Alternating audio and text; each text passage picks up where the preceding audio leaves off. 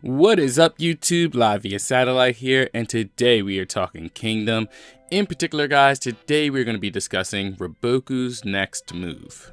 But before we jump into that, guys, if you're new here and are a fan of Kingdom, hit the subscribe button because we talk a lot about Kingdom.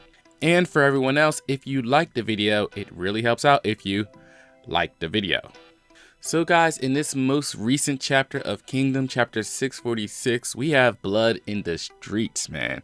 Zhao seems to be in big trouble and Riboku and Prince Ka are on the run. And all I can say is, man, that escalated quickly. All of those beasts who were in prison that Prince Ka released last chapter, dead. All of their families, dead. Pretty much anybody who supported Prince Ka in this chapter found themselves dead. And after barely escaping with their lives and getting Prince Ka to a safe haven, we see Riboku so exhausted and so downtrodden that, like I posted on Twitter, even the ponytail ceased to levitate. Not cool, Zhao, not cool. But what I thought was cool about this chapter is that Riboku is starting to kind of hint at a backstory with him and Kane. He even mentions their time back at Gammon. And the reason I'm kind of excited about this, because if you're a fan of Kingdom and you've been part of the Kingdom community for a while, then you're probably aware of some of the taboo subjects in Kingdom. There's like an unspoken rule amongst the community that we don't discuss certain things that may spoil the experience for others. When I started reading Kingdom and getting into the community, the first thing I learned right away was that there were two one-shots that you were never to look at. Never to read, for the simple fact that they had spoilers that could maybe ruin the series for you. And while I wholeheartedly believe that this is true for the second one shot, I think that the first one with Limu, which is Riboku, after about chapter 156, I think it's pretty much fair game. But for those who would rather be introduced to it in the main storyline, I think we are finally getting to that point. And an interesting fact from the Limu backstory, don't worry, no spoilers, is that Hara says in the author's notes that the Limu story was so popular that it was the reason that Kingdom got published. And if you think about that, the character of Riboku is what actually breathed life into the series. No Riboku, no Kingdom. Wow. But also in those notes, Hara did kind of say that he doesn't want to retell a story that he's already told, right?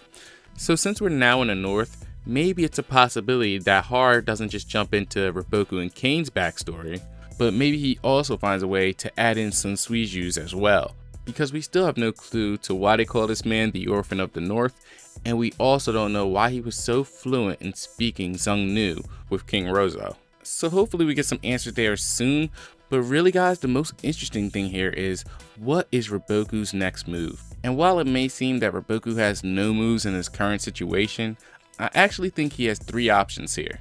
The first, and probably the most least likely to happen, is that Riboku and Prince Ka, similar to what Renpa did, actually flee to another state. I'm sure any state would accept Riboku and his talent, but I'm just not sure that that's something that Riboku in his character would ever do. His second option is to try and fight to take back power. The thing with this option though is that there's already a lot of challenges in his way. One, his forces are more than likely outnumbered. Two, Prince Ka seems to have already given up, which is by the way something Sei would never do. And the third and obvious thing is that right now they have a Qin army outside ready to attack. So in all honesty, right now is not the time for a civil war. Which brings me to the third option, which is that Riboku will somehow have to negotiate some form of ceasefire. Just like Ten says in this chapter, Zen and Ka going at it is similar to what happened with Sekio and Eisei. But the glaring difference is that Sekio and Eisei were able to have their internal conflict without the threat of another state invading. So I don't know how Riboku does it, but somehow he has to negotiate with Kakukai and Prince Zen so that they can come together and face the enemy who's right now at their doorstep. Riboku obviously has some sort of plan up his sleeve because we see him writing a whole lot of letters at the end of this chapter, right? Maybe he's trying to negotiate in those letters there, or maybe he's even asking people to come to his aid, because in their current situation you have to think that it's only a matter of time before him and Prince Ka are no longer safe. But speaking of Prince Ka, something that came to mind when Riboku was discussing the fact that Prince Ka may never take the throne, even if that winds up being true, I still think that Prince Ka's story isn't over just yet in the series. I have a feeling that when Eisei conquers all these states, all the royalty won't just be annihilated, because if that were so, why would the King of Ki gladly give his kingdom over to Sei knowing that it would cost him his life? and Sei did point out that it would be impossible for Chin to be able to oversee everyone. So maybe Ka doesn't become king, but maybe he becomes like Lord of Zhao or something like that. And is like one of the keys to helping Zhao transition to be under Chin's banners. This of course is stuff that's way in the future and I somehow drifted off topic, but it was something that came to mind while reading this chapter, so I figured I'd share the idea. But hopefully next chapter, guys, we'll get to see what Riboku's next move is. Hopefully it's something that gets him back in the driver's seat, gives him a little hope, because this Riboku here looks just so pitiful, man.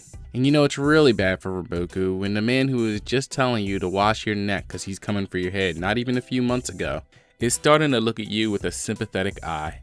But anyway guys, that about does it for this video. Let me know what you guys thought of the chapter in the comment section below. Please leave a like if you enjoyed the video and feel free to share, comment, and subscribe. Peace out.